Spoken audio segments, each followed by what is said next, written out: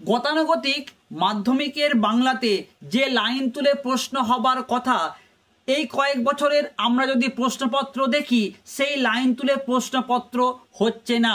স্টুডেন্টরা বুঝতে পারে না এবং তারা বাইরে এসে কমেন্ট করে যে স্যারেরা যে সমস্ত সাজেশন দিয়েছিল তা পড়েনি। আমি তোমাদের বলি, স্যারেরা যে সমস্ত সাজেশনগুলো দেয় সেই প্রশ্নই পড়ে। প্রশ্নপত্রে কি হয়, যে লাইন তুলে প্রশ্ন দেওয়া হয় সেই লাইনটাকে না দিয়ে তার আগের অংশ বা তার পরের অংশ দিয়ে সেই প্রশ্নটাকে কিন্তু করা হয়। স্টুডেন্টরা টেক্সট বইটাকে ভালো করে না পড়ার জন্য বুঝতে না পেরে প্রশ্ন ছেড়ে চলে আসে।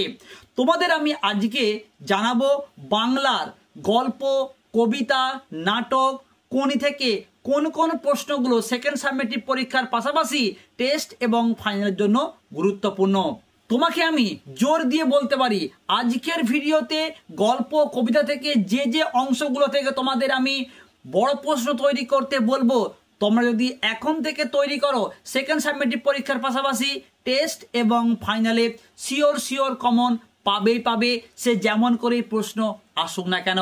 কাজেই তোমাকে প্রথম থেকে শেষ পর্যন্ত আজকের ভিডিওটি মনোযোগ সহকারে শুনতে হবে এবং আমি তোমাকে যেভাবে প্রশ্নগুলো তৈরি করতে বলবো সেইভাবেই তোমাকে প্রস্তুতি নিতে হবে। তোমাদের সেকেন্ড সাবমেটিভ পরীক্ষায় গল্প মাত্র দুটি, পথের দাবি এবং বহুরূপী। তোমাকে জানিয়ে দিই, এই পথের দাবি এবং বহুরূপী 2026-এর জন্য মোস্ট দুটি গুরুত্বপূর্ণ গল্প। এই দুটি গল্প থেকে 3 অথবা 5-এর একটা প্রশ্ন 100% থাকবে। তোমাকে আমি আজকের এই ভিডিওতে জোর দিয়ে বলছি। তোমাকে প্রথমে যেটা করতে হবে, এই পথের দাবি এবং বহুরূপী এই দুটি গল্পকে খুব ভালো করে খুঁটিয়ে তোমাকে বিষয়বস্তুটাকে জানতে হবে। ওকে, প্রথমেই বলবো পথের দাবি। তুমি এই গল্পটি থেকে প্রথমেই চরিত্র হিসাবে ভালো করে তৈরি করবে অপূর্ব চরিত্র, কিংবা অপূর্বর মধ্যে যে দেশপ্রেম, এই বিষয়টা তোমাকে খুব ভালো করে পয়েন্ট করে তৈরি করতে হবে। প্রথম প্রশ্ন বললাম। নেক্সট তুমি কি প্রশ্ন তৈরি করবে, তোমাকে তৈরি করতে হবে পলিটিক্যাল সাসপেক্ট সব্যসাচী মল্লিককে যখন নিমাইবাবুর সম্মুখে হাজির করা হয়, তারপর থানায় যে পরিস্থিতি তৈরি হয়েছিল সেই ঘটনাটি তোমাকে খুব ভালো করে সুন্দর করে তৈরি করতে হবে। দুটো প্রশ্ন।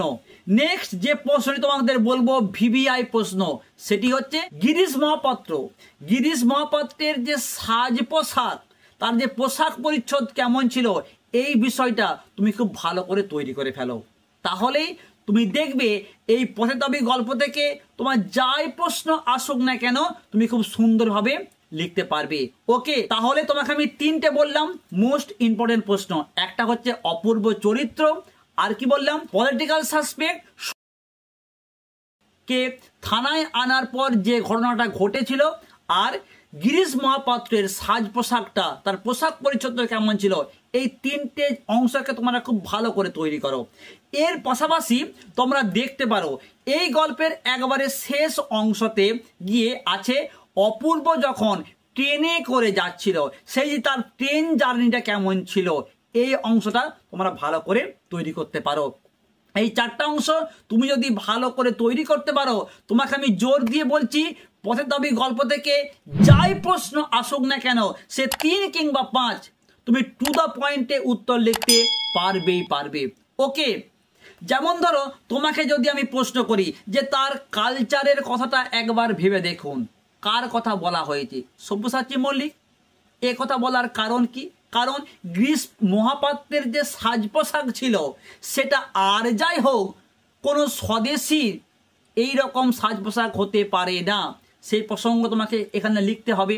কিংবা তোমাকে যদি প্রশ্ন করা হয় যে কেবল আশ্চর্য সেই রোগা মুখের অদ্ভুত দুটি চোখের দৃষ্টি, কার কথা বলা হয়েছে? গিরিশ মহাপাত্র। ঠিক আছে। কিংবা তোমাকে যে আমি বললাম যে শেষ অংশটা ট্রেন জার্নি, তোমাকে যদি প্রশ্ন করা হয় তুমি তো ইউরোপিয়ান নও, 3 নম্বরের জন্য ভীষণ গুরুত্বপূর্ণ প্রশ্ন, কে কাকে কখন এ কথা বলেছিল, তোমরা তৈরি করতে পারো। তুমি গাঁজা খাও, কে কাকে এ কথা বলেছিল। তোমাদের অতি সংক্ষিপ্ত প্রশ্নতে এইটা কিন্তু ম্যাক্সিমাম সময় আমরা টেস্ট পেপারে পাই। ওকে, এই কয়েকটা প্রশ্ন, এই 2-3টা অংশ ভালো করে তৈরি করো। ওকে, নেক্সট বহুরূপী। তুমি বহুরূপী গল্প থেকে প্রথমেই তোমাকে যেটা তৈরি করতে হবে যে হরিদা চরিত্র, তোমাকে খুব ভালো করে পয়েন্ট করে তৈরি করতে হবে। বিভিন্ন লাইন তুলে এই প্রশ্ন আসতে পারে যে খাঁটি মানুষ তো নয়, এই বহুরূপীর জীবনে এর বেশি আর কি আশা করতে পারি। এই উক্তির আলোকে হরিদা চরিত্রটি বিশ্লেষণ করো বা আলোচনা করো। আসতে পারে প্রশ্ন, তাতে যে আমার ঢং নষ্ট হয়ে যায়, কে কাকে এ কথা বলেছিল, এই কথার পরিপ্রেক্ষিতে বক্তার চরিত্রটি আলোচনা করো। আসতে পারে। তাহলে তোমরা বহুরূপী গল্প থেকে হরিদার চরিত্র ভালো করে তৈরি করছো। 1, 2, হরিদার জীবনে নাটকীয় একটা বৈচিত্র্য আছে। এই নাটকীয় বৈচিত্র্যটা কি, এই অংশটা মোস্ট ইম্পর্টেন্ট। 3 নম্বর, তোমরা খুব ভালো করে তৈরি করো এই অংশটা। হরিদার হাঁড়িতে অনেক সময় শুধু জল ফোটে, ভাত ফোটে না, এর কারণ কি? বা হরিদার যে দারিদ্র পীড়িত জীবনযাত্রার বর্ণনা দাও, খুব ভালো করে তোমাকে তৈরি করতে হবে। আর একটি তোমাকে অংশ বলবো, বহুরূপী গল্পে হরিদার আমরা কোন কোন রূপের পরিচয় পাই। এই 3-4টা অংশকে তুমি যদি ভালো করে রিডিং পড়তে পারো, তাহলেই তুমি 3-5-এর খুব সুন্দর উত্তর লিখে দিতে পারবে। ওকে, এই অংশগুলো তুমি ভালো করে তৈরি করো, 100% তুমি কমন পাবে। এরপর আসবো কবিতার অংশতে। তোমাদের সেকেন্ড সাবজেক্টিভ পরীক্ষায় কবিতা আছে 2টি, একটি হচ্ছে অভিষেক আর একটি হচ্ছে প্রলয় উল্লাস। তোমাদের প্রথমেই বলি, তোমাদের টেস্ট পরীক্ষায় কিংবা 2026-এর ফাইনাল পরীক্ষায় অভিষেক থেকে 3-5-এর প্রশ্ন আসার সম্ভাবনা একেবারেই নেই। কাজেই তোমরা এই কবিতাটা ভালো করে পড়ে রাখো এখান থেকে সংক্ষিপ্ত প্রশ্ন উত্তরের জন্য। এর পাশাপাশি তোমাদের বলবো, সেকেন্ড সাবজেক্টিভ পরীক্ষায় তোমাদের স্কুল থেকে যদি স্যারেরা প্রশ্ন বলেন যে দেবেন, তাহলে তোমাকে অবশ্যই এই কবিতা থেকে কিছু প্রশ্ন তোমাকে তৈরি করতে হবে। তোমাদের স্যার যে প্রশ্নগুলি জানাবেন সেগুলি করলেই যথেষ্ট, কিন্তু ফাইনালে এই কবিতা থেকে প্রশ্ন আসার সম্ভাবনা নেই। এরপরে আসবো কি, প্রলয় উল্লাস, মোস্ট একটি ইম্পর্টেন্ট কবিতা এই গল্পের মতন। এই কবিতা থেকেও তোমাদের 3 অথবা 5-এর প্রশ্ন 100% শিওর থাকো আসবে। তাহলে প্রশ্ন যে এই প্রলয় উল্লাস কবিতা থেকে স্যার আমরা কি কি প্রশ্ন করব, তোমাকে যেটা মেন করতে হবে, দেখো প্রলয় উল্লাস কবিতাটা কিন্তু একটা বিদ্রোহী কবিতা, তাই তো? তোমাকে প্রথমেই করতে হবে কি, কবির বিদ্রোহের যে মানসিকতা বা কবির যে স্বদেশ ভাবনা, এই বিষয়ের উপর তুমি একটা ভালো প্রশ্ন তৈরি করতে হবে, খুব গুরুত্বপূর্ণ প্রশ্ন। এরপর তোমাকে প্রশ্ন করতেই হবে সেটা হলো, আমরা দেখেছি এই কবিতায় কবি খুব আশাবাদী। কবির আশাবাদ কিভাবে এই কবিতার মাধ্যমে ফুটে উঠেছে, তোমাকে এই প্রশ্নটিও খুব ভালো করে তৈরি করতে হবে। ওকে, নেক্সট তোমাদেরকে বলছি, যারা একটু সহজ প্রশ্ন করতে চাও, যদিও প্রলয় উল্লাস কবিতাটা একটু কঠিন, তো আমি সহজ করে তোমাদেরকে একটা প্রশ্ন বলে দিচ্ছি, খুব ভালো করে তৈরি করবে। কোনটা? প্রলয় উল্লাস কবিতার মূল বিষয়বস্তুটা যদি তুমি ভালো করে তৈরি করতে পারো, এখান থেকে তুমি কিন্তু 80% প্রশ্ন কমন পেয়ে যাবে। প্রলয় উল্লাস কবিতার মূল বিষয়বস্তুটা খুব ভালো করে তোমাকে তৈরি করতে হবে। ওকে, তোমরা প্রশ্ন তৈরি করতে পারো যে লাইন তুলে যদি আমি তোমাদের প্রশ্ন দিই যে কাল ভয়ঙ্কর বেশে ওই আসে সুন্দর, কাল ভয়ঙ্করকে তার রূপের বর্ণনা করো, তাকে সুন্দর বলা হয়েছে কেন? কিংবা তোমাকে যদি আমি প্রশ্ন করি, ধ্বংস দেখে ভয় কেন তোর, প্রলয় নূতন সৃজন বেদন, কবি এ কথা কেন বলেছেন? ধ্বংস দেখে ভয় না পাওয়ার কারণটাই বা কি? এই যে প্রশ্নগুলো তোমরা কিন্তু খুব সহজেই তৈরি করতে পারবে। প্রলয় উল্লাস থেকে তোমাকে আমি যে 2-3টে প্রশ্ন বললাম, যে কবির স্বদেশ ভাবনা, তার বিদ্রোহী মানসিকতা, কবির আশাবাদ, যে ধ্বংসের কথা এখানে আমরা পেয়েছি সেই ধ্বংসের চিত্র, আমরা কবিতায় যে কাল ভয়ঙ্কর রূপের বর্ণনা পেয়েছি সেটা, এই কয়েকটা অংশ তোমরা খুব ভালো করে তৈরি করো। তারপর তোমরা আমাকে পরীক্ষা দিয়ে এসে কমেন্ট করবে যে স্যার আপনি যা বলেছিলেন তা পড়েছে কিনা। এই অংশগুলো থেকেই কিন্তু ভাঙিয়ে ভাঙিয়ে প্রশ্ন আসবে। ওকে, এরপর আসবো নাটক অংশতে।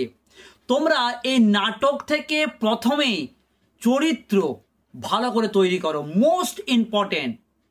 ম্যাক্সিমাম স্কুলেতে সেকেন্ড সাবমিটিভ পরীক্ষায় থাকবে সিরাজদৌল্লা ভিভিআই প্রশ্ন। এর পাশাপাশি যদি কোনো স্কুল কঠিন প্রশ্ন করে সেক্ষেত্রে প্রশ্ন আসতে পারে মির্জাফর কিংবা ঘসেটি বেগমের চরিত্র। ওকে, কিন্তু মোস্ট ইম্পর্টেন্ট আমি বলবো সিরাজদৌল্লা, ভালো করে তোমরা তৈরি করো।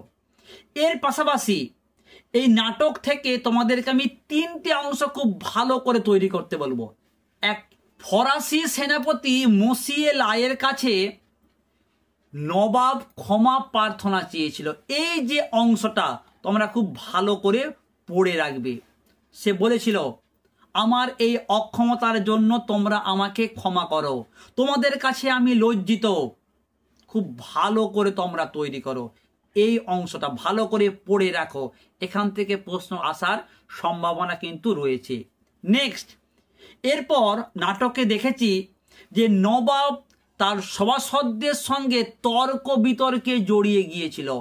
এই জায়গাটা 2026-এর জন্য ভিভিআই খুব তোমাকে দায়িত্ব সহকারে এই অংশটা ভীষণ ভীষণ রকম করে তোমাকে পড়ে রাখতে হবে।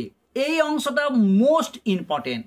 তোমরা এখান থেকে প্রশ্ন করতে পারো, নবাব বলছে আর কত আপনারা আমাকে হেয় করতে চান? আজ বিচারের দিন নয়, সৌহার্দ্য স্থাপনের দিন। এই দুর্দিনে আপনারা আমাকে ত্যাগ করবেন না। আজ বাংলার ভাগ্যাকাশে দুর্যোগের ঘন ঘটা, জাতির সৌভাগ্য সূর্য আজ অস্তগামী। একদিন আপনারা আমার বিচারে বসবেন। তারপরে সে শেষে বলল কি, আজ আমি ধন্য। এই যে অংশগুলো বললাম কোথায় আছে, ওই অংশের মধ্যেই তোমরা কিন্তু পেয়ে যাবে যখন নবাব তার সভাসদদের সঙ্গে তর্কে বিতর্কে জড়িয়ে গিয়েছিল। ভীষণ ভীষণ ভীষণ ভীষণ গুরুত্বপূর্ণ এই অংশটা, তোমাকে ভালো করে পড়তেই হবে। এরপর তোমরা দেখতে পারো নবাবের সঙ্গে ঘসেটি বেগম এবং লুৎফার কথোপকথন। এই অংশটা তোমরা লেস দেন ইম্পর্টেন্ট তোমরা তৈরি করে রাখতে পারো। ওকে, যেমন সিরাজ যখন তার স্ত্রীকে বলছে মাত্র 15টি মাস আমি রাজত্ব করেছি লুৎফা, এই অংশ ধরে প্রশ্ন আসতেই পারে।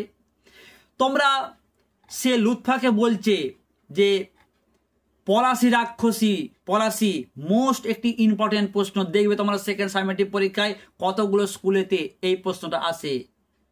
পলাশি রাক্ষসী, পলাশি সে কার রক্ত আজকে চাই? হিন্দু মুসলমানের মাতৃভূমি এই গুলবাগ, এই বাংলা। এই যে অংশগুলো তোমাদের বললাম ভালো করে তৈরি করো। তোমরা পরীক্ষা দিয়েছে আমাকে কমেন্ট করবে। মোস্ট মোস্ট মোস্ট ইম্পর্টেন্ট অংশ এইগুলো তোমাকে তৈরি করতেই হবে।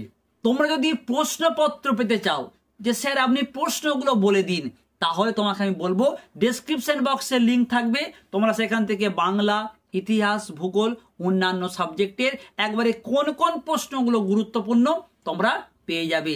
চাইলে তোমরা অবশ্যই সেই ভিডিওগুলো দেখে নিতে পারো।